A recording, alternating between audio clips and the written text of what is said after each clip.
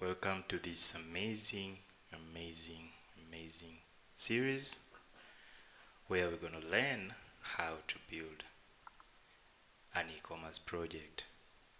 But it's going to be big, okay? So in this project, we're going to learn how to build, or we're going to gain how to build mobile app.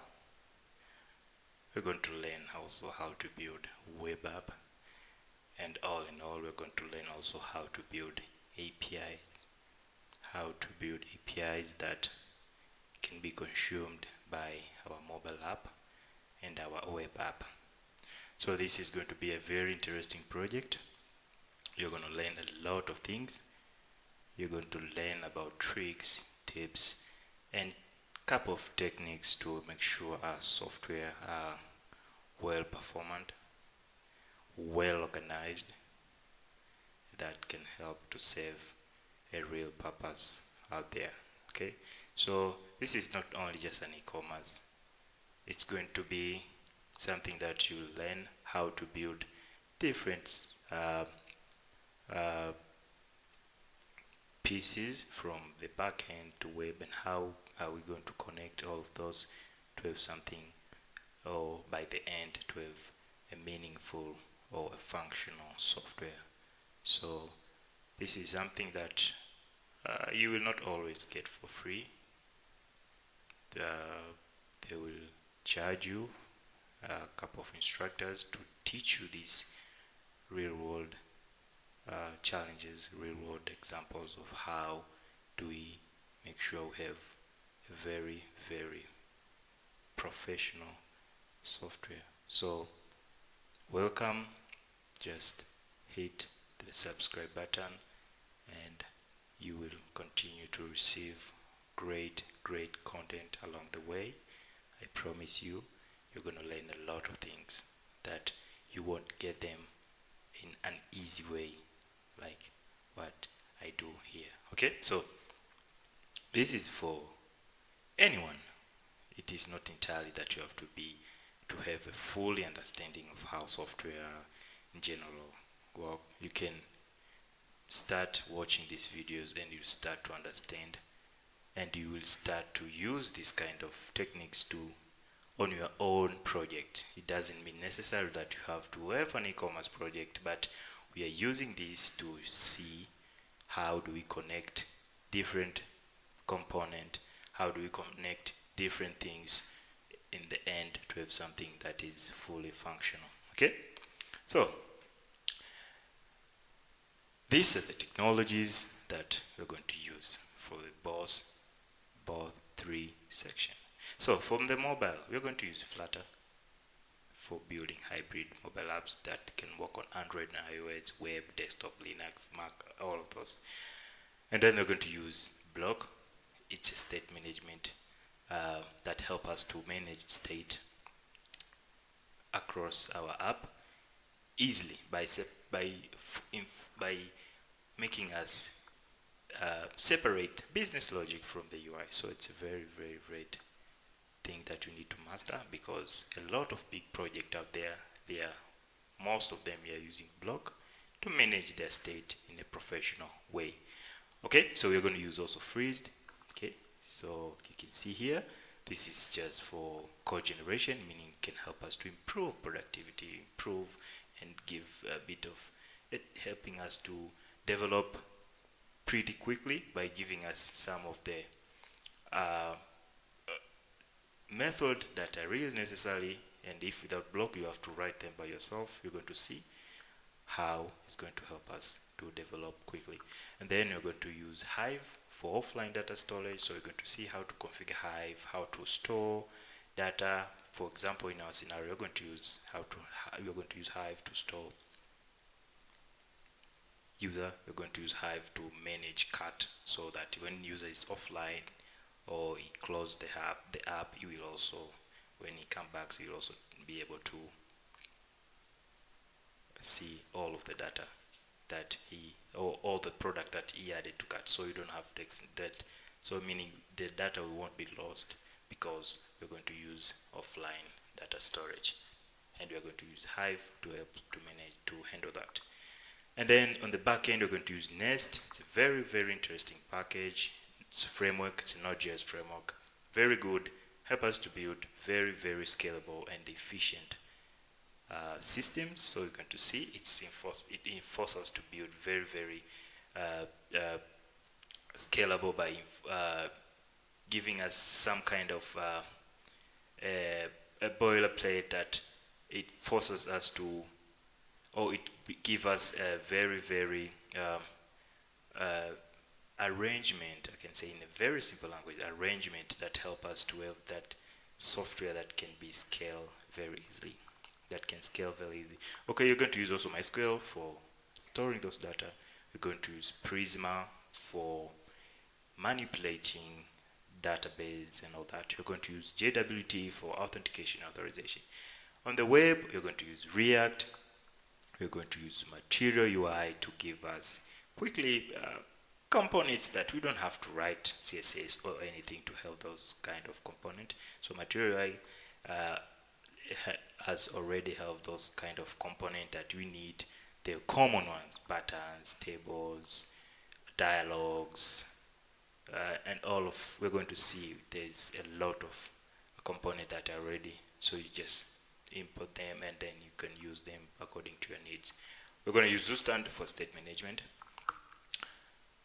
and then we're going to use React Query for handling remote state, meaning fetching information from the APIs and then consume them and all of those. So this is very, very, very good because you're going to learn all of these, and it doesn't mean necessarily that you have to master it at all at once, but it will give you a bit of an understanding of how do we connect all of these, how do we communicate with APIs, how do you consume these APIs, how do you build mobile app, how do you arrange and put your mobile app in a folder structure, how do we put all of those building widgets, how we're going to connect with our API to consume all of those necessary information. So it's very, very, very interesting project. You're going to learn a lot, and I promise you by the end you're going to enjoy, and then it can give you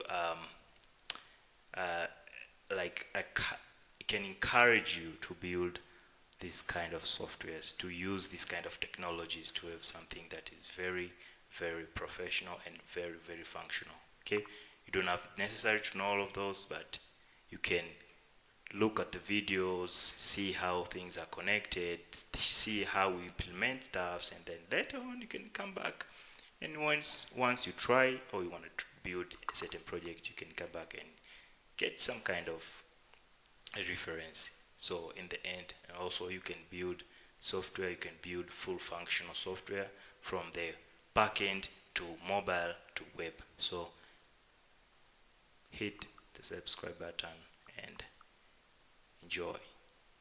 Okay, so now the first thing, we're going to go to the backend.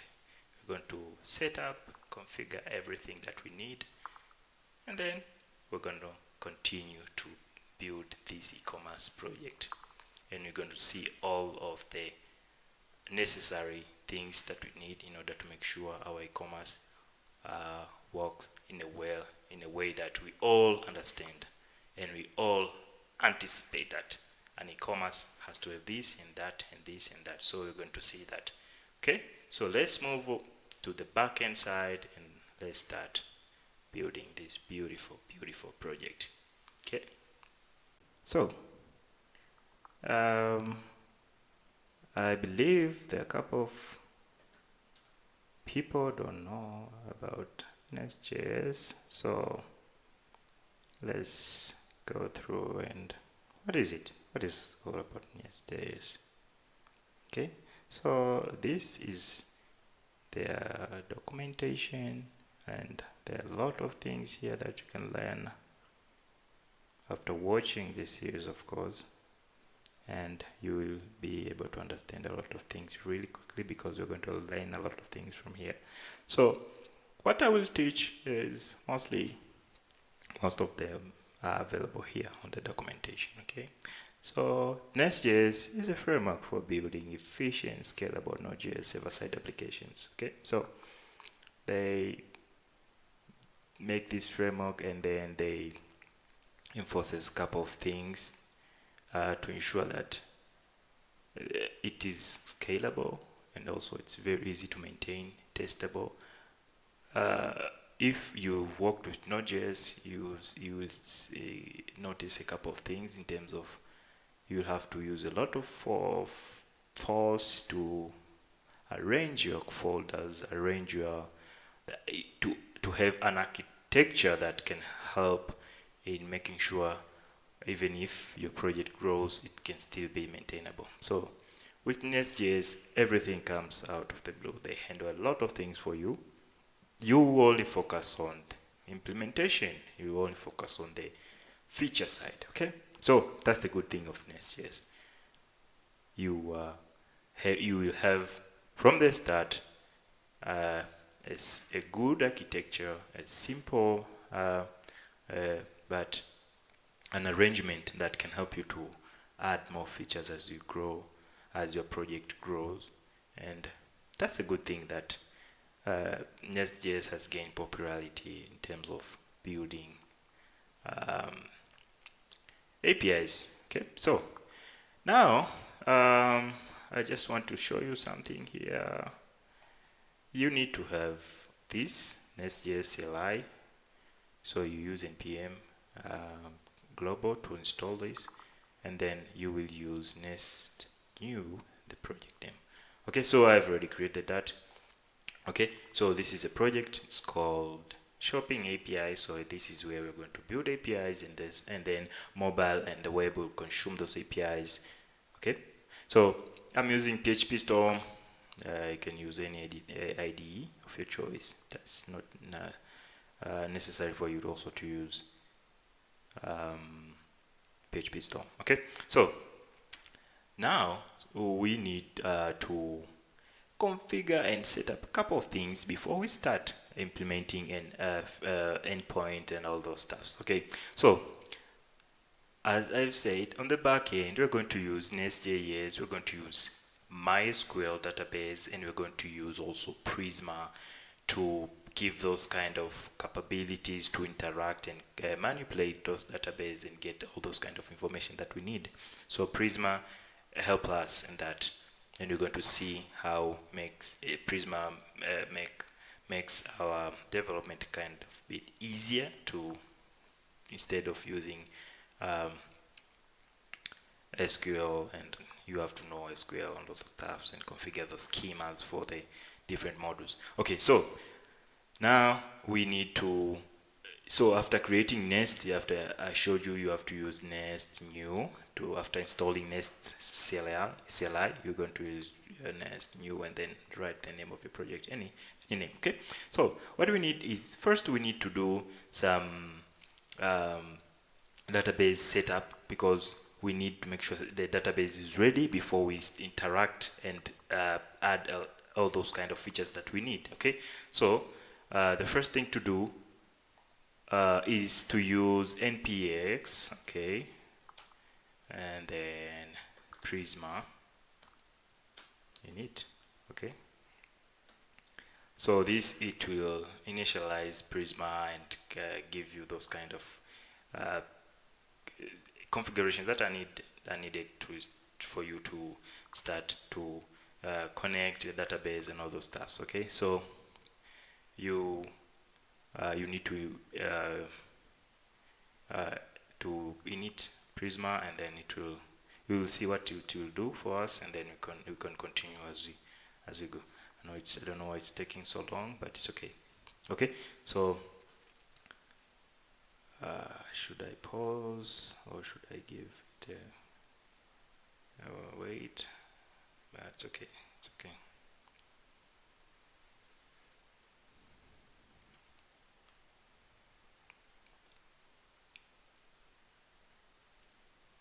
Okay, so Prisma init, what it did is to give us a a folder which has schema, and then it tells us here, next step, set the database URL in the env. It created for us env to point to existing database, and then set the provider of the data source block in schema Prisma to match your database, either it's for MySQL, Postgres, SQL, MongoDB, RunDB.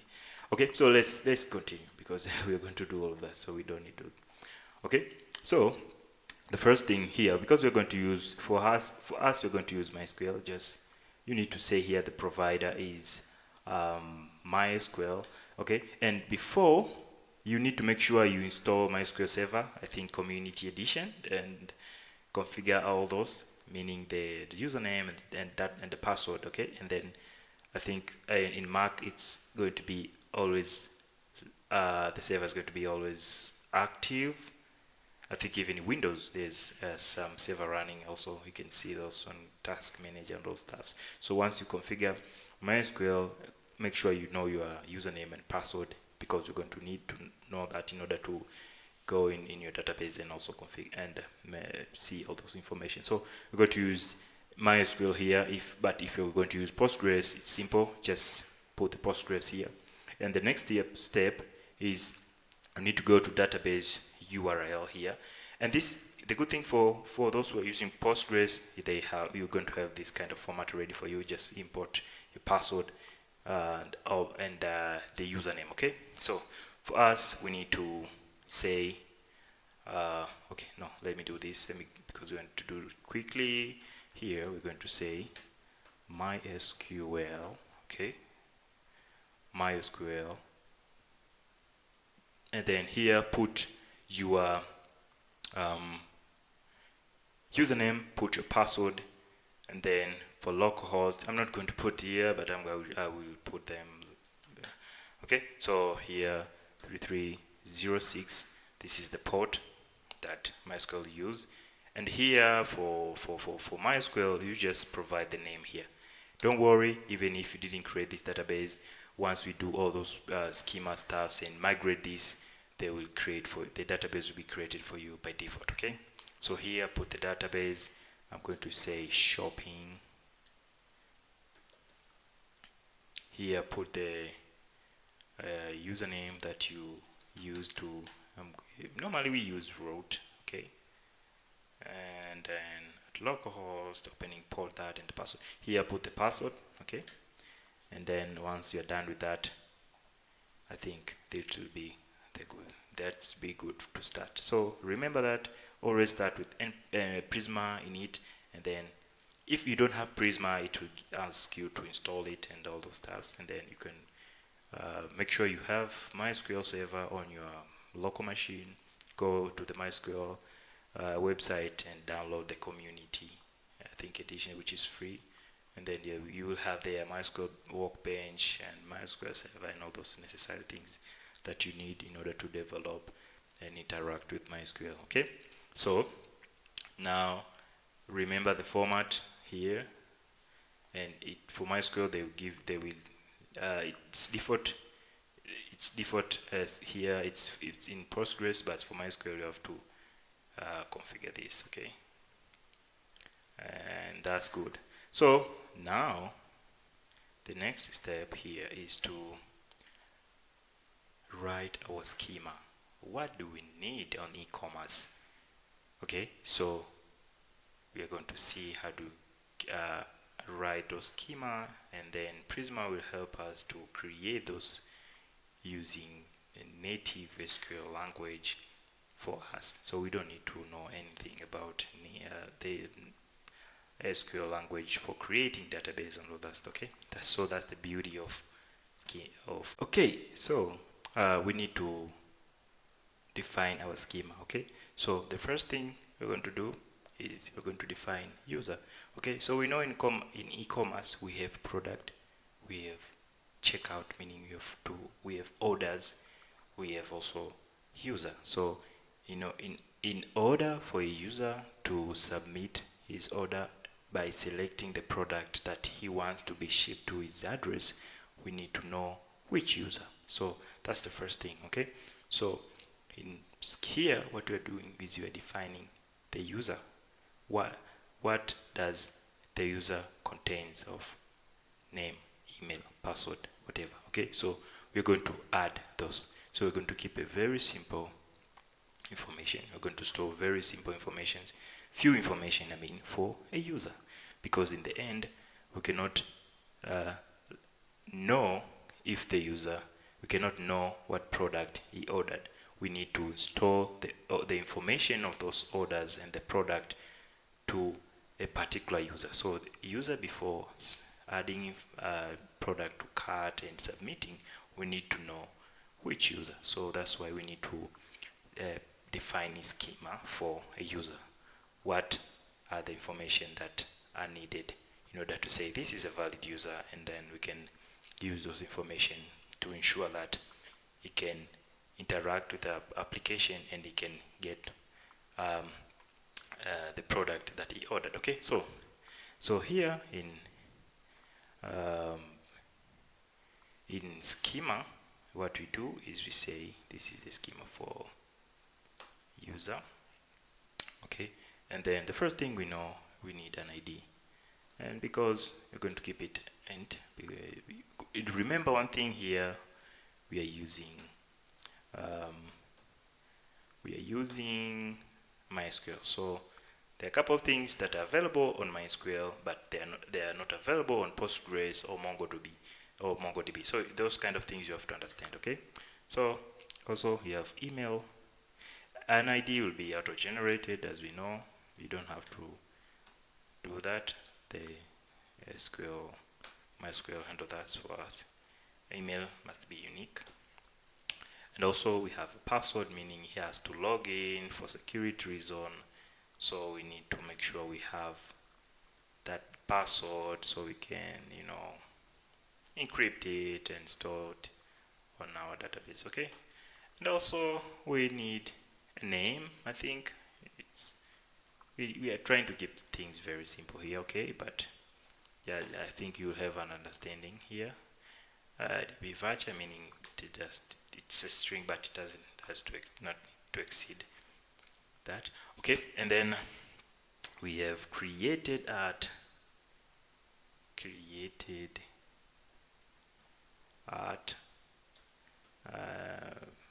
okay, I think we can have also, user can have an address. Let's keep it simple, but we will see later on if you can change this to make sure he can add multiple address, because you can have an home address, you can also have office address. Okay, so we can okay, and then we need to know when he was created. So there's those kind of information also they are necessary.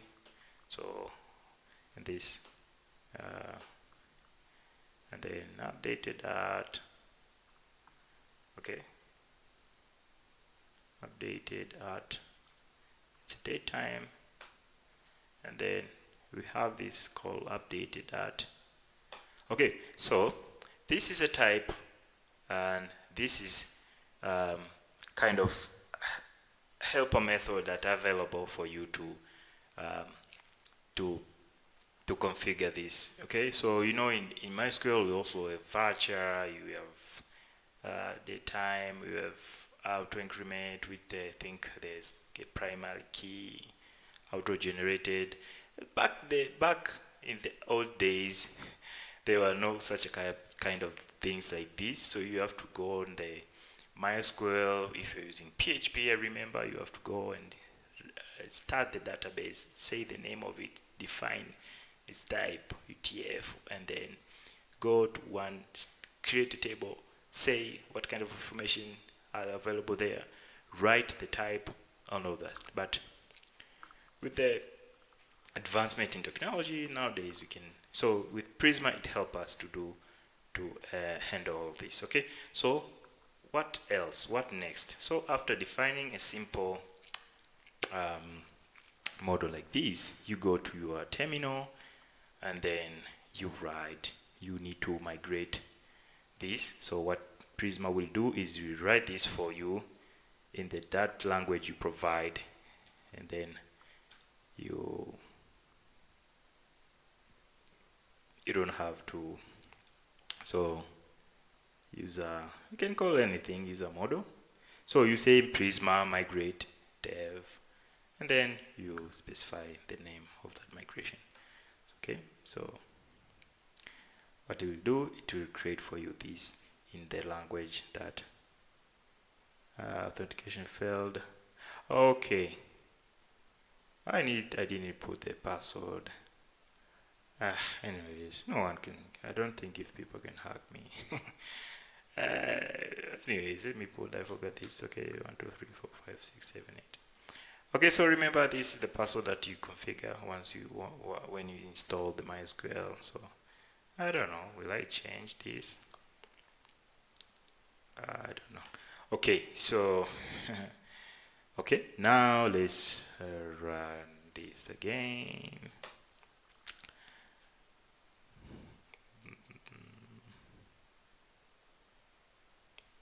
Port,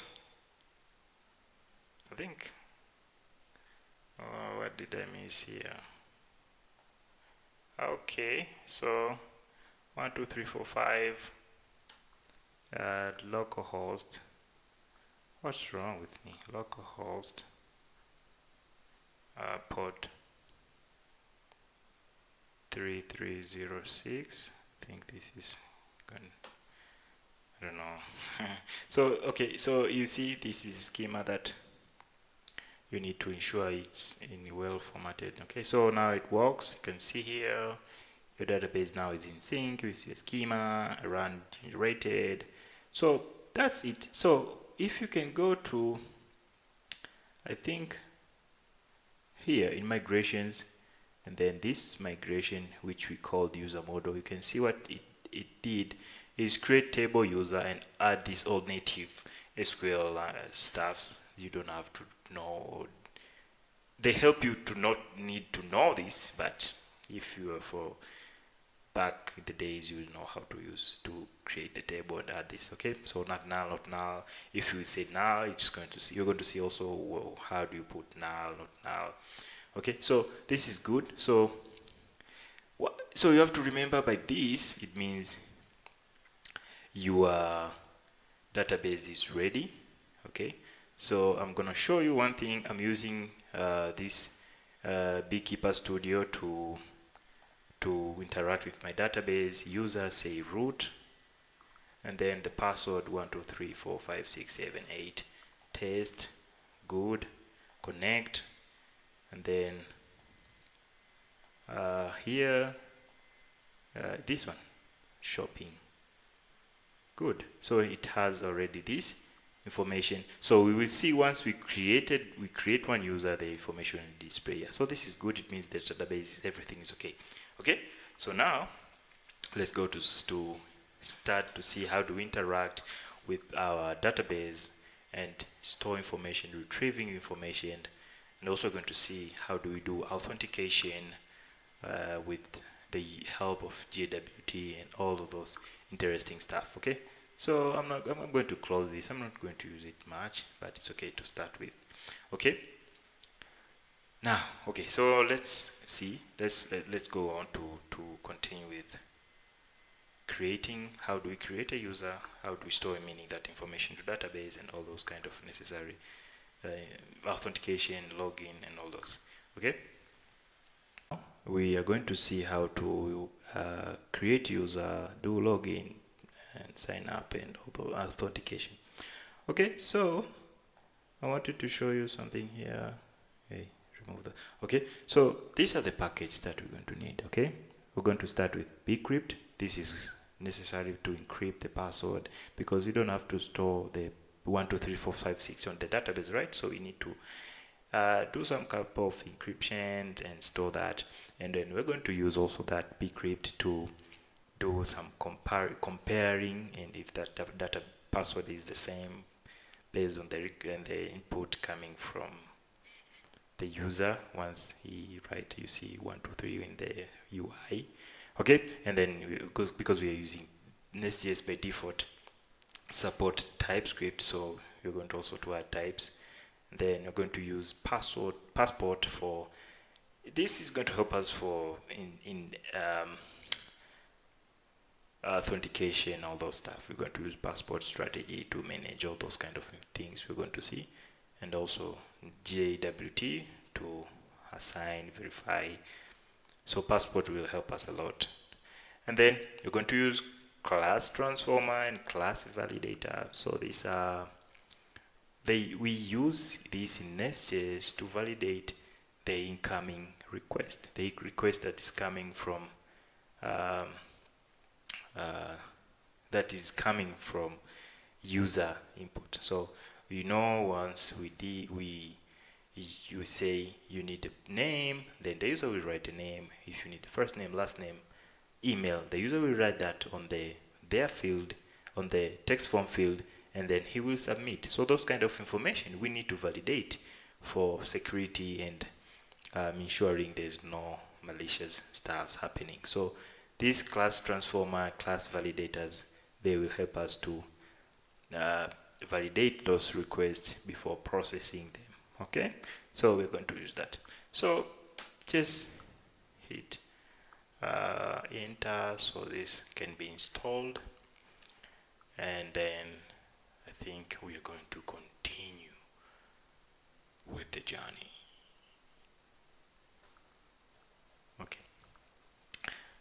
Okay, I thought it's going to take long. And the last one is npm I save types passport put JWT. Okay, so this is for types and all that stuff, because types is good. It helps us to detect issues before they are even a big problem. Okay, so now everything is ready. What do we need to where do we need to start? Okay, so in NestJS there's something called module. Every feature for scalability, good arrangement of your folders, you will write every feature in a module. Okay, so what module is going to help you is going to ensure that you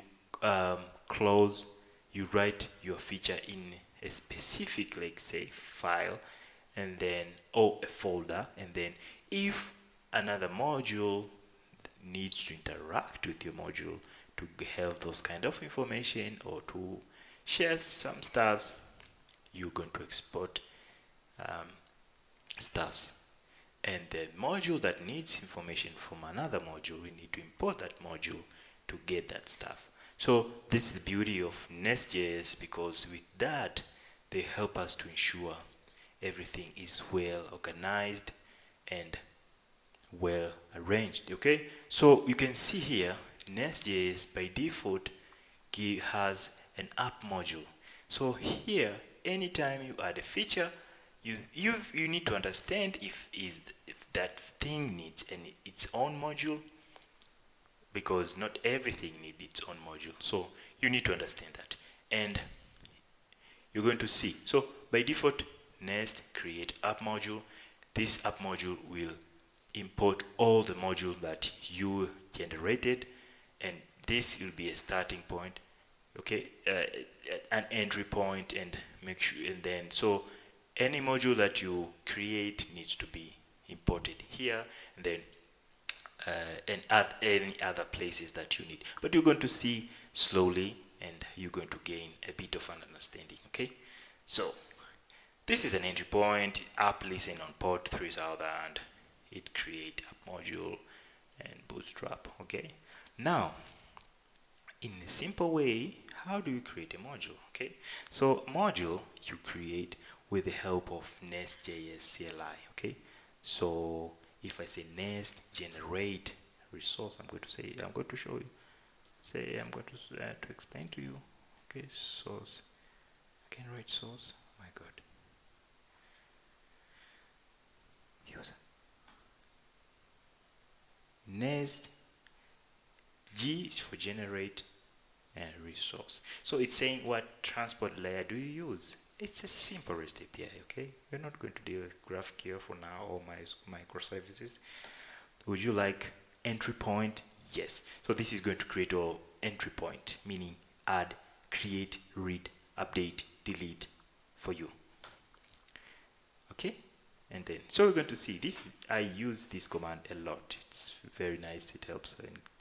Because what it helps you here is, first of all, it creates for you details. As details, this is where we are going to do those kind of validating, explaining the thing that we only need from the input that are coming from the requests that are coming from endpoint. So details are just used to validate all those input, and we use class validators and all those class transformer, as I explained to you, to validate. And then we're going to see that. So the beauty of this generate resource is going to create detail. I think entities, it's for, I think, type ORM, they use entity, but for here it's going to create controllers. This is where we're going to define our endpoint, and then endpoint will interact with our user service. This is where we're going to interact with the database and handle all the business logic. And this spec is for testing, okay? And the good thing also, after creating a module, it's going to automatically be imported here, because without importing here, it's not going to work. You have to ensure all, this is the main one, and all other modules that I created must be imported here, okay? So with that being said, let's start to deal with user, okay? We start with dealing with user. We need to set up Prisma client, so that Prisma client will help us to interact and give those kind of APIs that are necessary for us to be able to use those kind of common SQL, like creating, deleting, and all those stuff. So we need to first install Prisma client. So this is available on the documentation. So if we say Prisma, and then it's going to set up Prisma. So what I need here, we have already done Prisma and PX Prisma init, and then all this stuff we have done it. What I need is to install npm install Prisma client. So I will install that. Okay, and can you be a little bit fast, because I'm running out of time. Okay, so Prisma client, and I'm going to create a module for Prisma. Okay, npm and nest generate resource, because I don't want to go and do Prisma. Okay, I don't want to go on app module, too lazy. Okay, I'm not going to need those.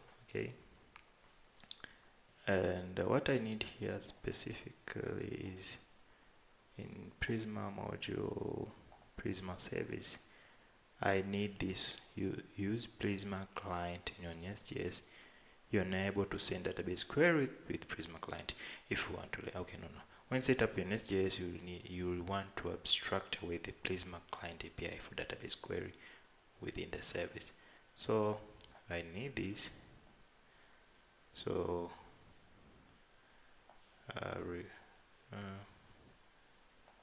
I think, okay, so we are done here, and as you know, it will import this. So now we can go on. So the main and most important thing is this Prisma. So this will in it, and then it giving us an ability to start to interact with or dealing with queries. Okay, so before I continue with create a user, I need to understand what things or the request should contain what and what it should not contain. So we need to validate the incoming request. So we're going to do that on the DTO and define what we need and how should that information be, in which format. Okay, so these are coming from class validator. So the first thing, we know we need the name of the user.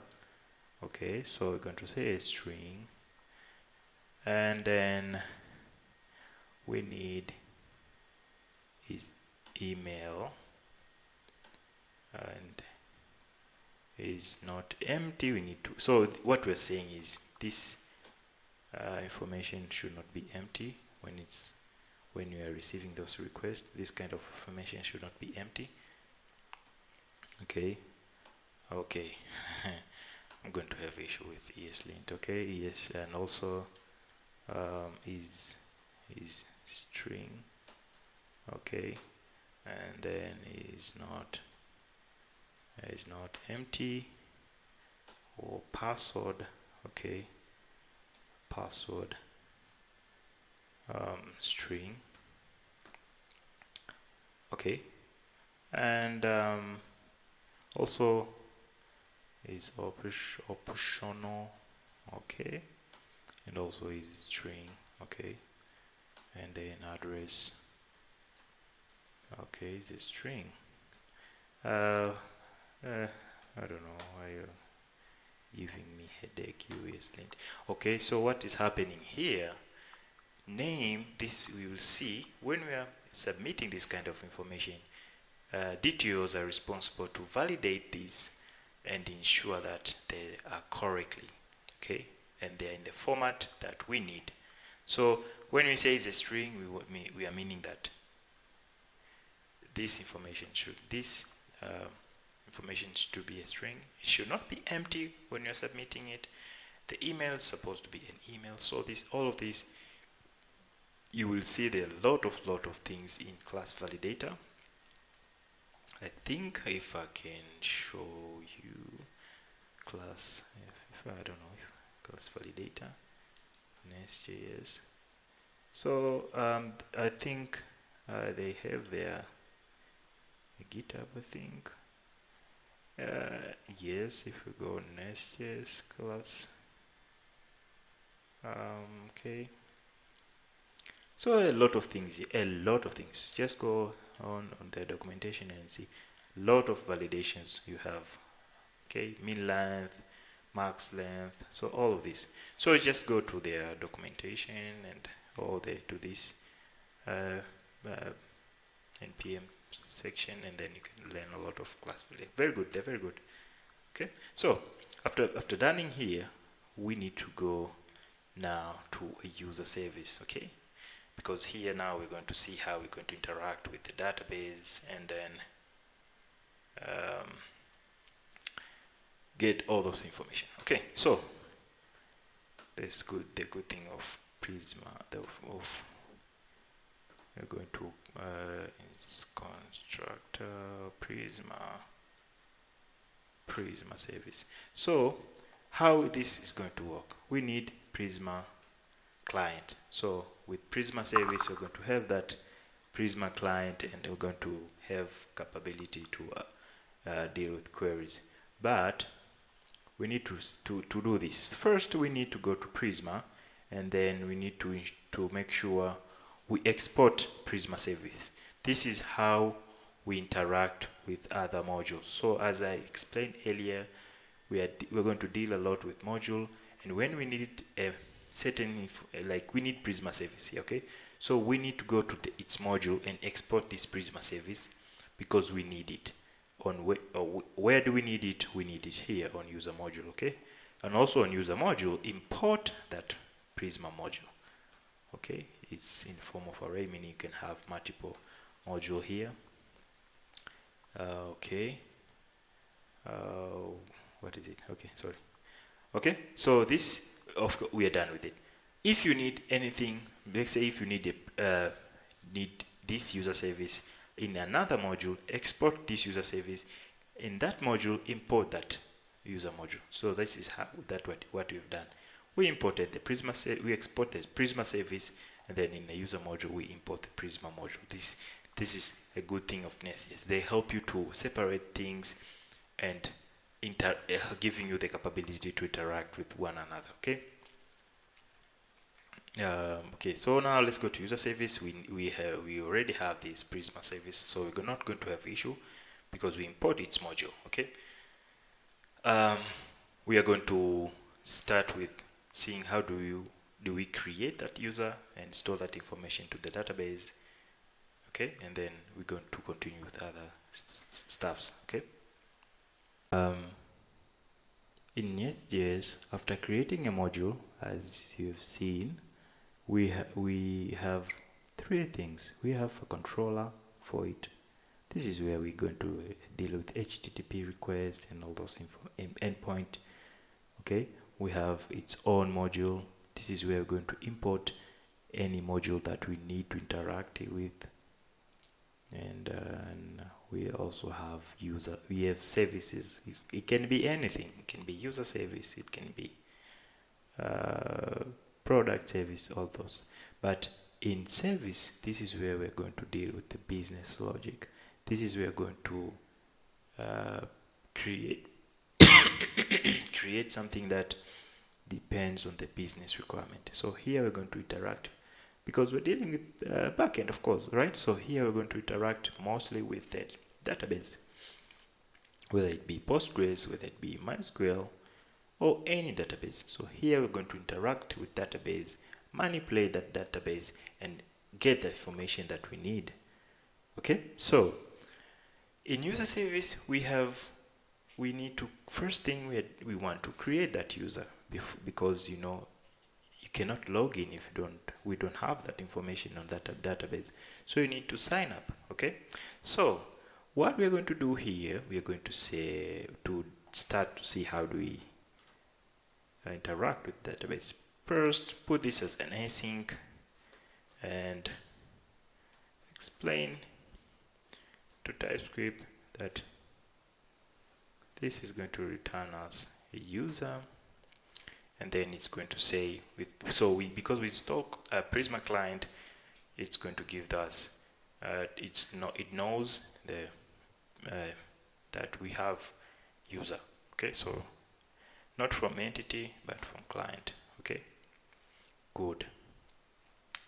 Now I'm going to return something. It's okay. Wait. Okay, now the first thing, we are going to get this information because with the help of create user detail, you're going to have name, email, password, and address. Okay, so here we have all that information. Okay, so what we're going to do, we need to store that information. But before storing that information, we need to deal with database with password, because password you don't want to install it in a plain text. Okay, so we say, I'm going to explain to you. We need to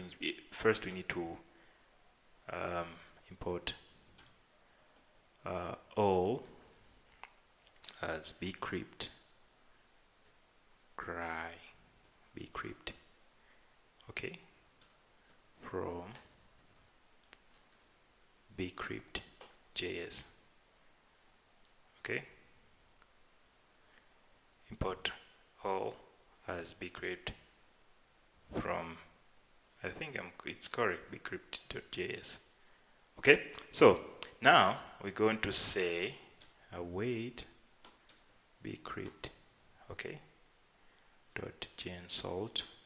This is just a method that are going to, an algorithm that are going to encrypt that. We have something called password here. So get that this information, it's going to come from the request.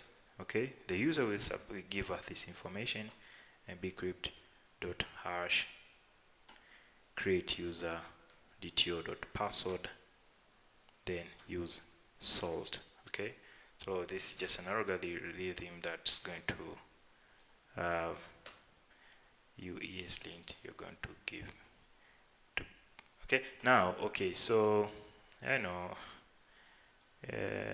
okay, if you want to arrange, it's okay, thank you, but I'll start to get tired of it, but I have no choice. Okay, so after that, new user, okay, is equal to await this dot prisma dot user dot create. So, and then here we have the data is this one. Okay, so okay, now we have this in order to store information on the database for Prisma in MySQL, we have this create. So create is going to store this information. Okay, and then here, come on, I need something. I don't know. Okay, here what we need is we need to ask if there is no new user, and then you throw new HTTP exception. This is a built-in coming from NestJS. I can say something went wrong during creating. Okay, or maybe if you want, you can use backticks here. Okay, and then you say create user detail dot name maybe. Okay, and also here you say HTTP status.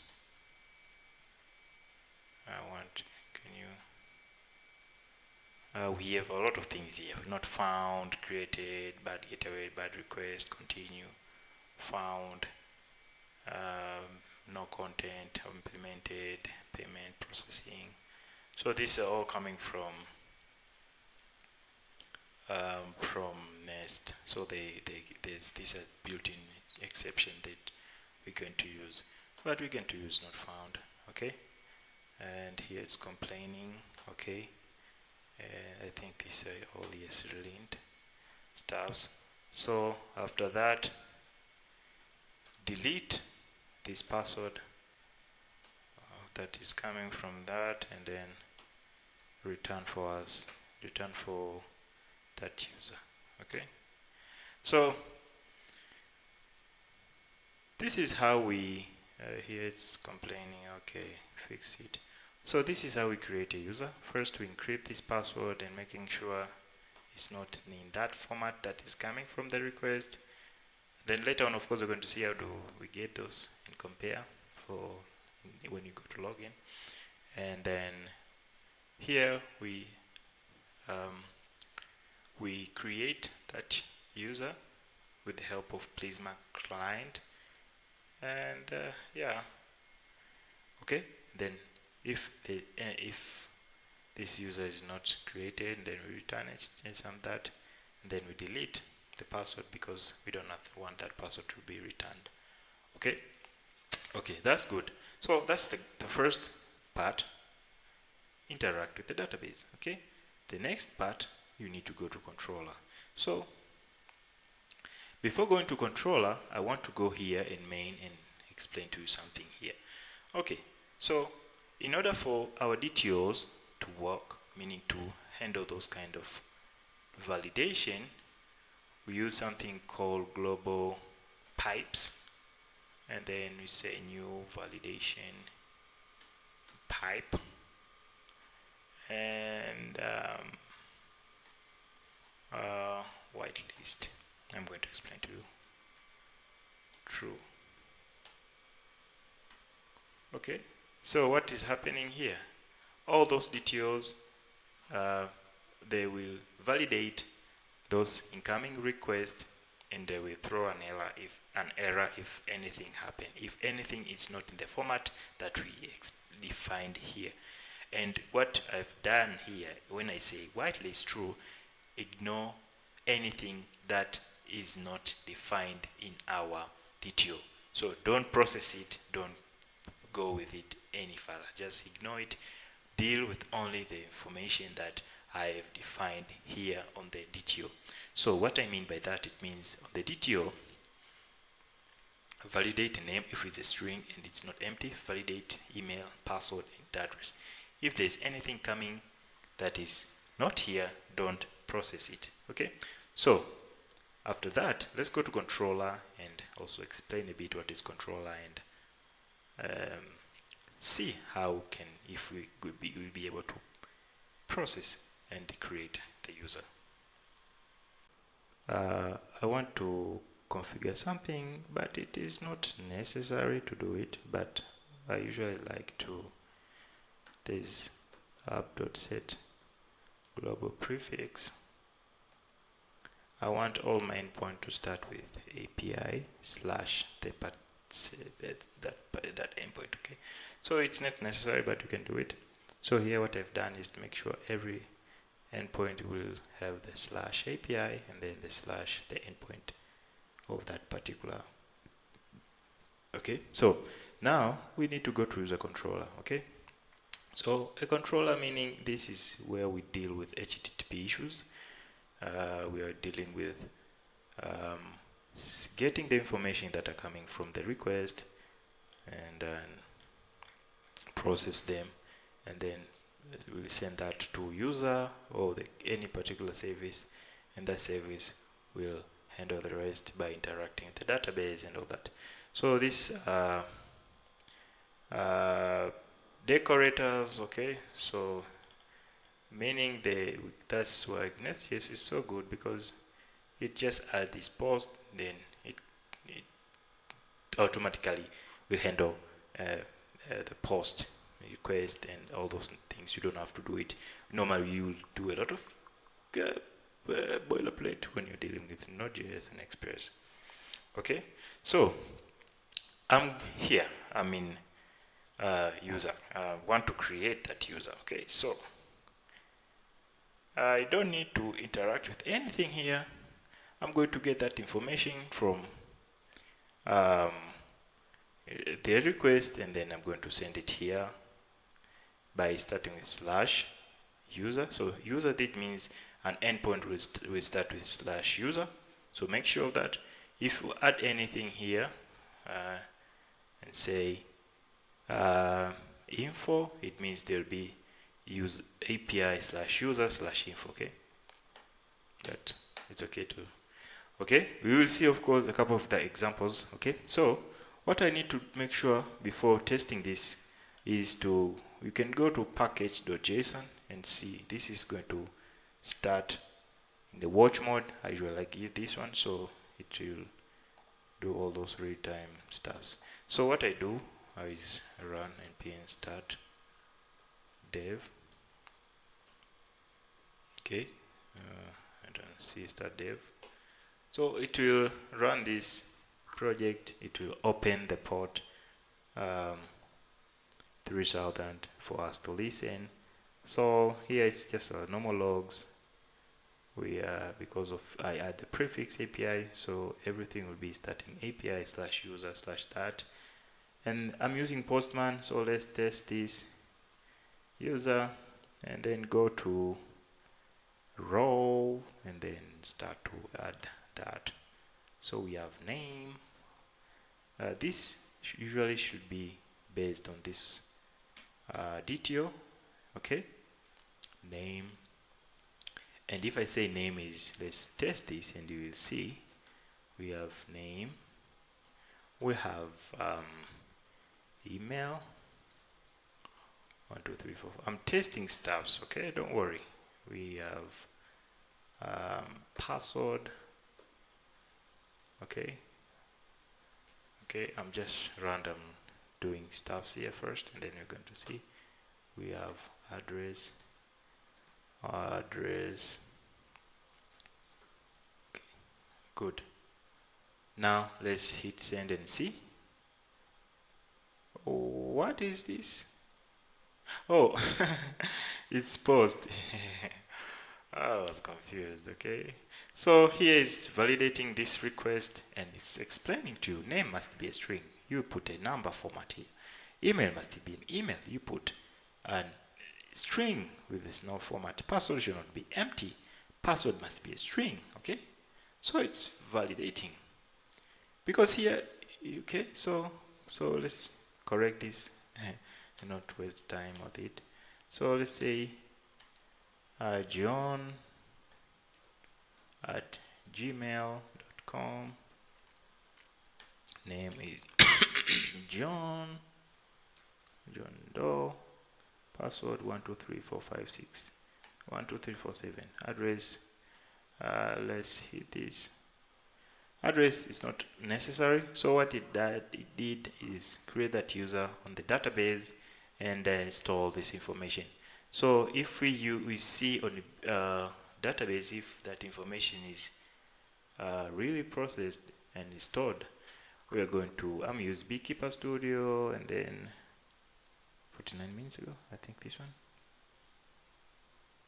I don't know. Anyways, I thought it, okay, just put the password, the username, and then connect.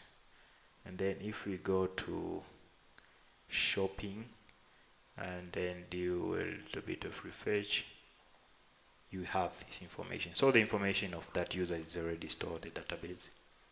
Okay, so we have all of this. Name John Doe, email John at Gmail, and the password is encrypted. And yeah, good. So this is good. Now, so this DTO first validate those information and it check if it's in the format that we have defined here, which is a good thing with DTO. So this, as you can see, NestJS is so beautiful. Handle a lot of things in a really professional way. So every time you use this DTO, it's going to be help you to validate those information, and those information can come in the format that is required or needed. Okay, so we've done sign up. So let's see, how do we do login, how do we do authentication with the help of passport, okay, for all of those necessary stuffs. Okay, let's continue. So before moving on with authentication and login, I want to do one thing here. First, let's create a module. So we say nest generate resource.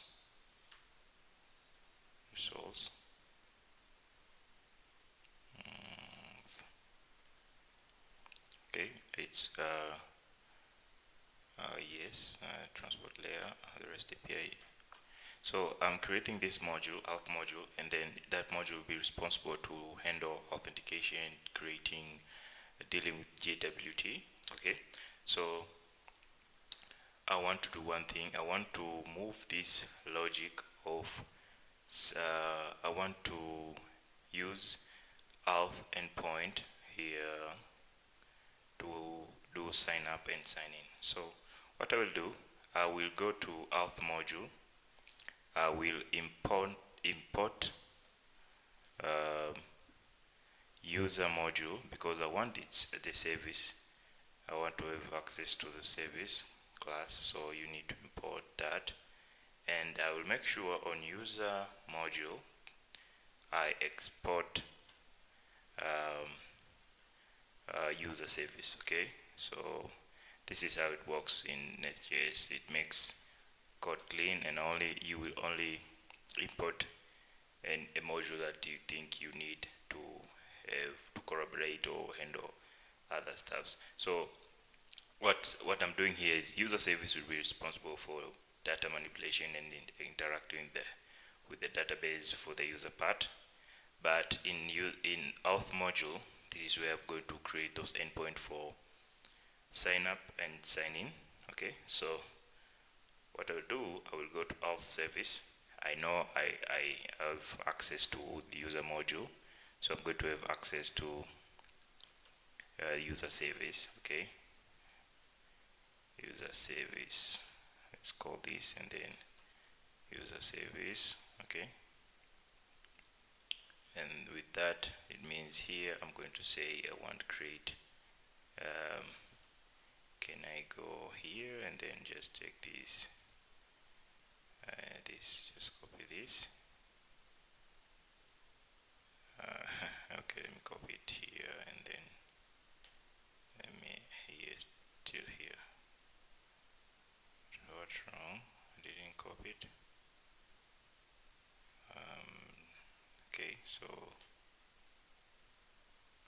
Okay, so I'm going to use that DTO, and here it's where that I will communicate and have access to the business logic for user service. Okay, and create, then you pass create user DTO. Okay, so in the controller I'm going to say here sign up. I'm going to add here, so it's going to be auth slash sign up. Okay, and then it will take create user DTO, and then create user DTO. Okay, and just wrong here. Okay, I think it's complaining it didn't use that. And here in auth service I'm going to, okay, so the endpoint will have access to user service, and then it will handle the business logic of creating the user. Okay, so just to clean, so now if I go to endpoint, let me copy this. Now it will not be here, it will be here, and then I'm going to say auth slash sign up. Okay, yeah, here. So this is where we're going to do the sign up. So this will be the endpoint now. Okay, so body, okay, copy paste it and then change to sign up. I don't know what to write here. Test. I don't know if it's okay to write test. Okay, but test. Then saying go 1 2 3 4 5, and then let's okay, we need to run this. npm run start dev. So it's going to start in a watch mode. Okay, so if I hit this endpoint, okay, it's going to work. Okay, so I just move the logic for handling create user, and auth will be responsible for sign up and sign in. Okay, and here we're going to do we're going to handle login, but also what we want is once the user is already in the database, when he logged in, we will give the user the token that will use that token to access the other endpoint that they will need the token. So this is just security, and it's a very common thing when all APIs you need to create that kind of mechanism, because of course later on we will see authorization. So specific user with a specific role will have access to a specific endpoint, and other users or maybe default users will never have access to specific endpoints. So those are kind of things that we need to have that mechanism of assigning token, and the user will use that token to have access to restricted endpoint that require the user to have token. And this is very important because also token is going to give us who is the current user. Okay, so that we are going to use that when user makes make an order, so we will know based on that token. So this is the user, and this is the product that he wants to be shipped to his address. So with that, and if the token is not valid, with that also is for security reason, we will not give access. So we're going to see that. Okay, So we are going to use JWT. Okay, so in NestJS there's that package, also that end of the JWT. So what we're going to do, we need to set it up. Okay, so we are using it on, we are setting up here on Auth module. So jwt.register, and then it needs a secret. I'm going to give it soon, but also it needs sign-in options. So this expires in, I'm just going to put 1 day. You can put on whatever the time you, okay. Okay, so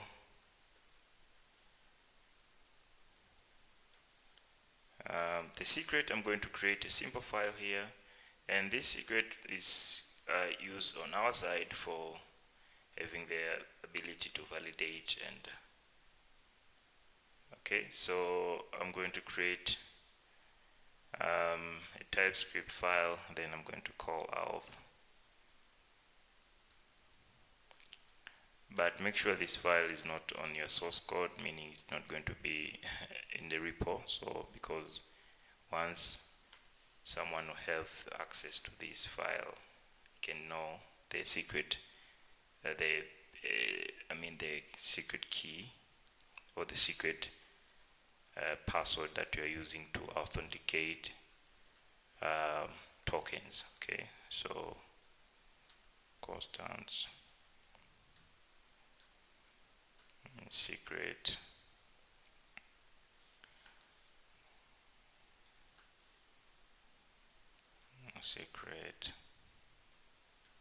yeah, call it any name, my super secret. I don't know how to write secret, like seriously. Okay, so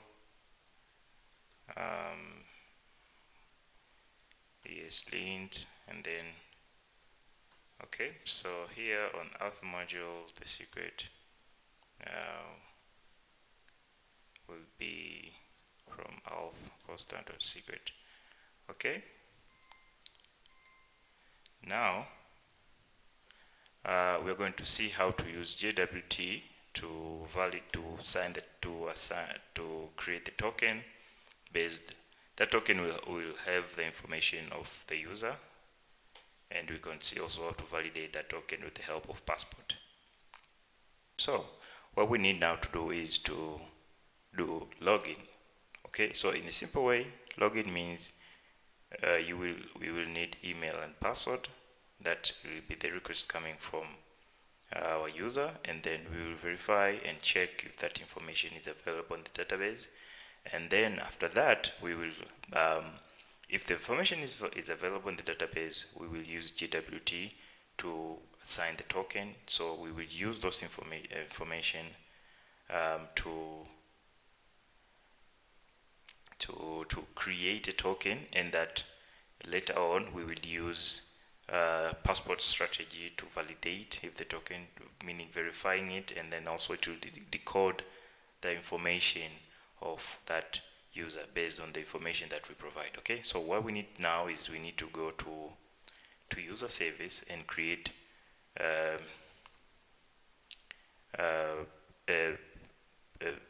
method to find the user. Okay, so we say find by email. Okay, find by email, and then we're going to create a DTO. So we're going to call it DTO login DTO. Okay, so as you know, DTOs are used to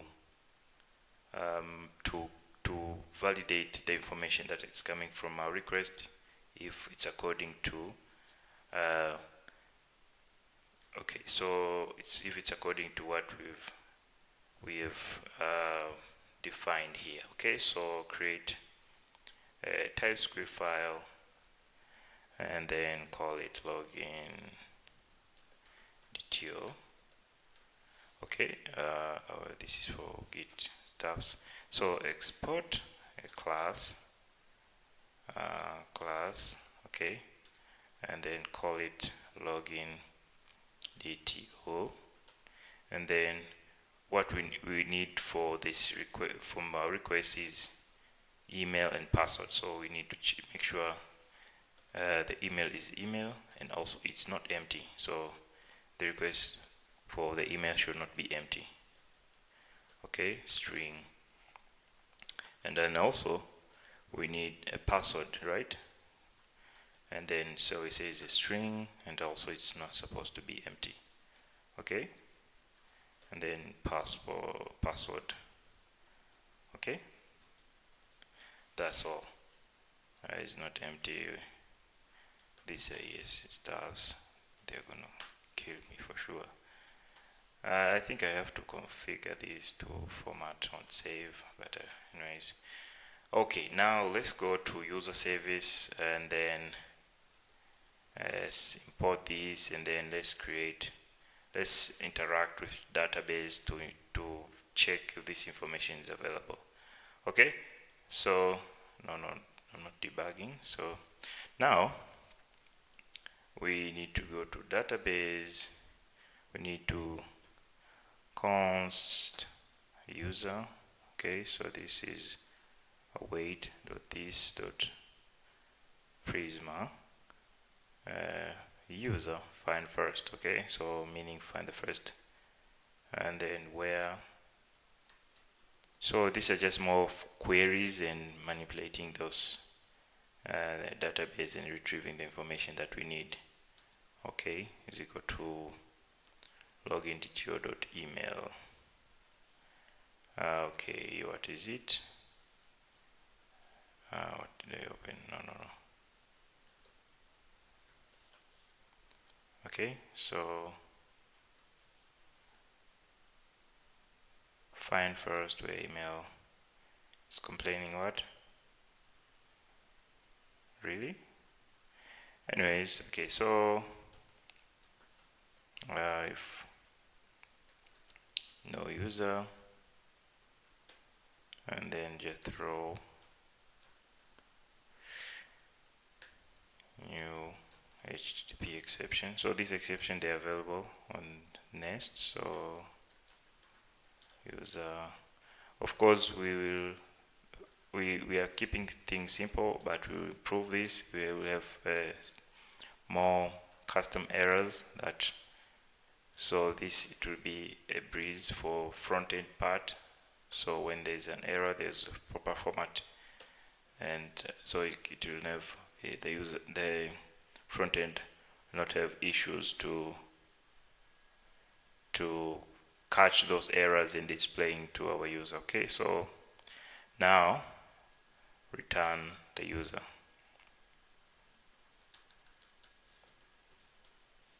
Okay, now I think here the controller is using this. I'm not going to just comment it. Now let's go back to, so what we are doing here, we are using user service to get the information of our user based on the email. That's why we're saying find first where email is equal to the provided email that is coming from our request. Okay, so we will go to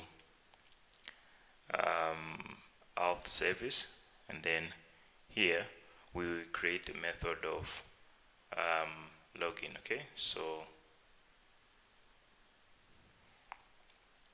let's just call this one login, and then I know by for sure it will complain. Okay, so now let's see how do we do. If the user is available, we need to check, and if we need also to verify and compare the password if it's according to the password that is stored on our database.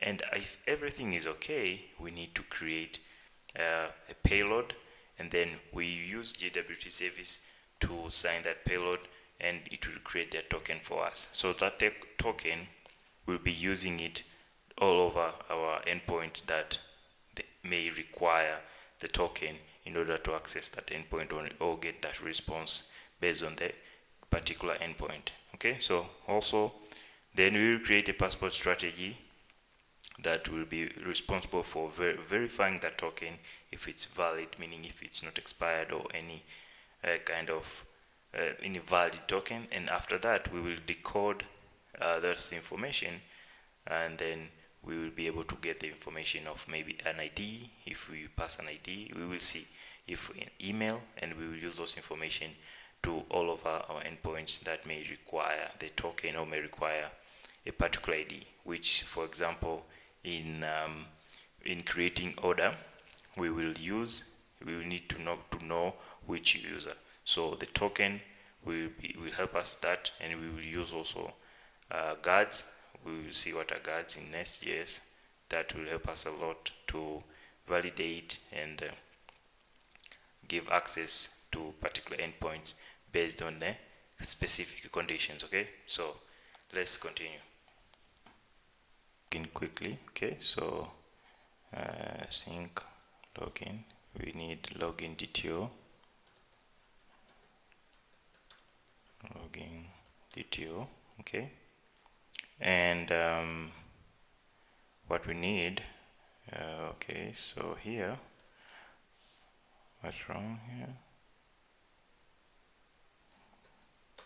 Hey, you linked. Why?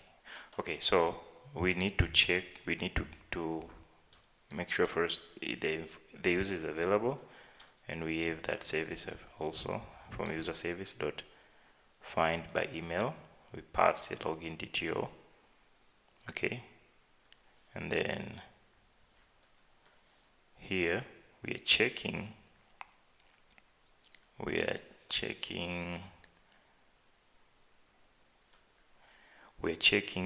We need to check the password if it's correct. If the password is the same password that it is available in the database, so we need to check first if the password matched. Okay, so this we're going to use bcrypt. Oh, what I do? Okay, so password matched. Okay, and then we're saying wait, we need bcrypt. I think I've already imported that on oh my god, on user service. I need this. Okay, and then on user service. Okay, here we're going to say bcrypt.compare. So the purpose of bcrypt is to compare the password that is here with the password that we encrypted and hash it, okay, from the database. Okay,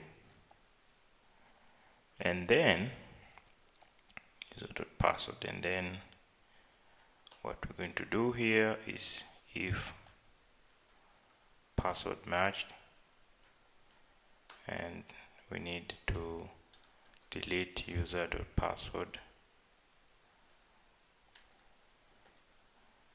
Okay, and then we need to create a payload, meaning this is going to be the payload that we will create the token. So these are information we need. We can only use an ID, depends, because once we decode this, we will have this information. Okay, once we check if the token is valid, and then we will have this information. So I need JWT. Okay, so here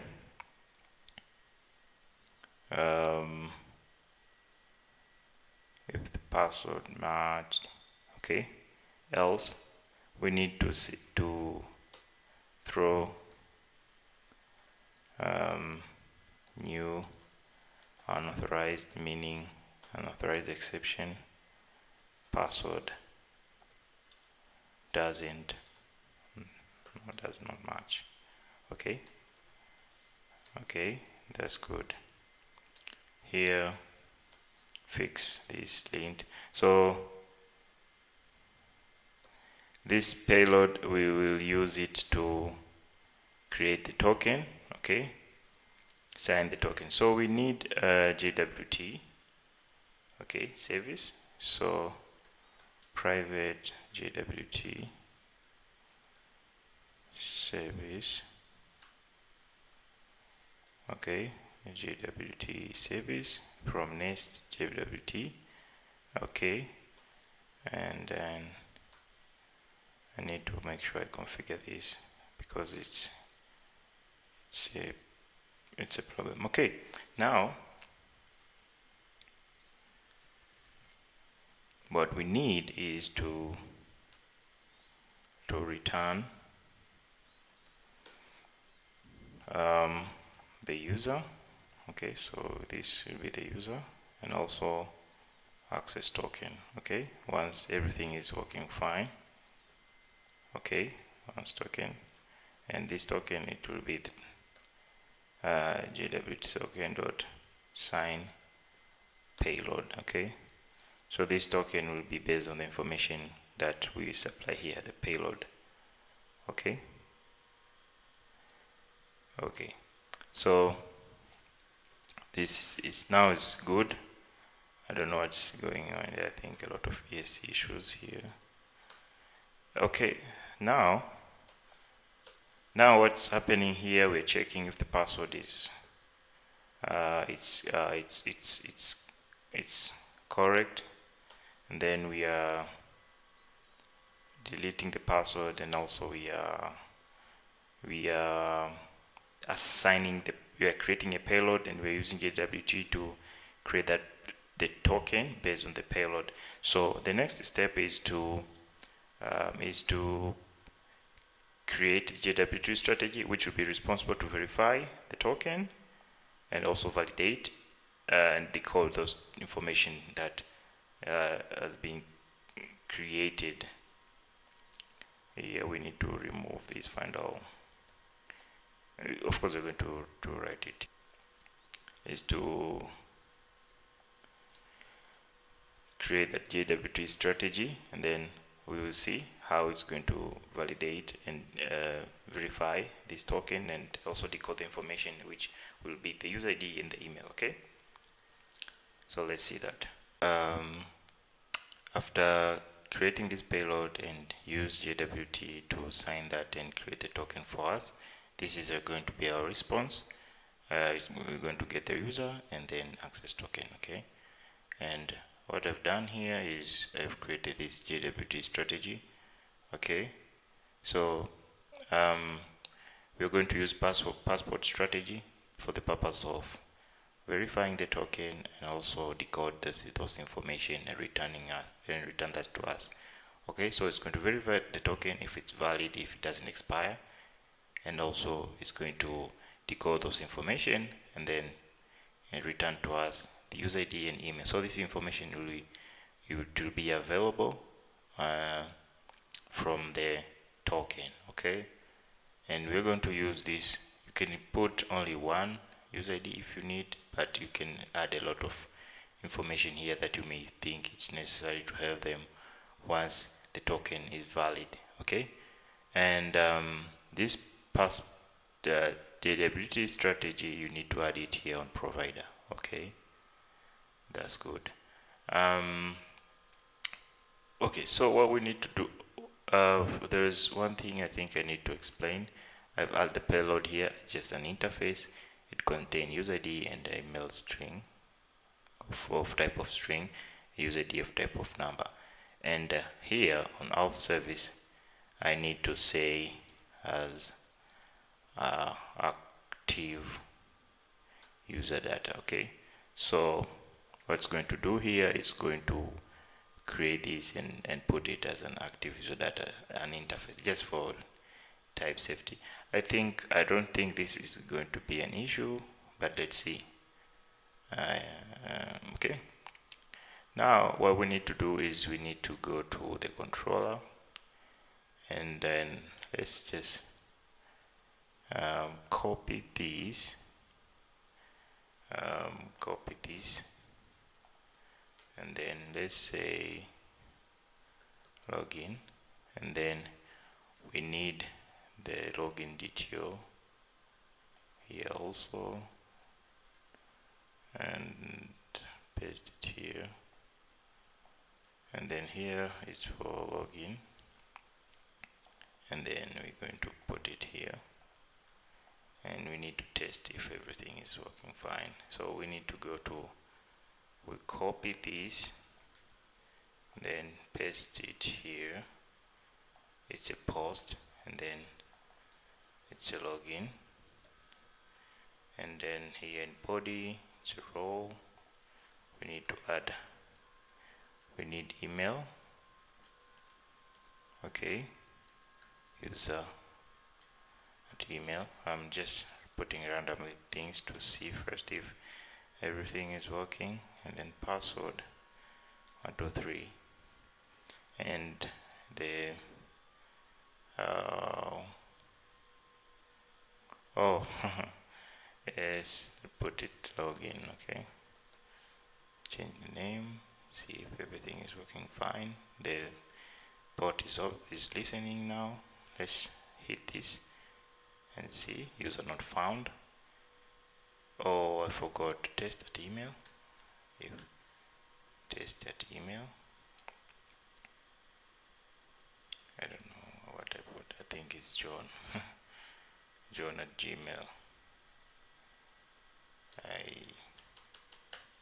Okay, and then password doesn't match. I think we put it 145. I think it ends in 5. So after everything, this is our information. So we have the token. This is the token that we're going to use to validate and to put more security on other endpoints. And also this token, it contains the user ID and the email, because this is what we've passed it on here. Okay, so this is it for sign up and sign in. Okay, I hope you have understand it. It's a very simple flow with the passport strategy. Just make sure you have the NestJS JWT and the passport strategy, passport package. You import, you configure this module here, you pass this information, you go to JWT strategy. I think this is also available on the documentation of Nest, how to set up this. Okay, and here it depends on what you will need based on the token, that based on what we've put on payload here for the JWT to create a token for you. So it's all about using the information that is coming from the database, put that information in its own object, use JWT to create a token for you which will contain that object, use the passport strategy to verify and decode that object for you and returning back for you, so you can use those information for other things. Okay, and then we're going to see how to use guards later on to make sure endpoints, specific endpoints, they need to be having a token, so to proceed and get the information you need. Okay, because for the scenario, like to get user's order, we need to make sure he's login, he's verified, and then we use that ID to fetch that information from the database to check all orders that are belonging to that user based on that ID. So this is kind of a simple strategy and mechanism to ensure your app is it has some security mechanism. Okay, so I think for here it's enough. we can continue, of course, to make it more clean and professional as we go. Now what we need to do is to go to product section and see the schema of the product, what it will contain, and also we're going to see how to create the product, get all those product, and then we can continue. I think the last part will be to deal with orders and all those stuff. Okay, so now let's continue.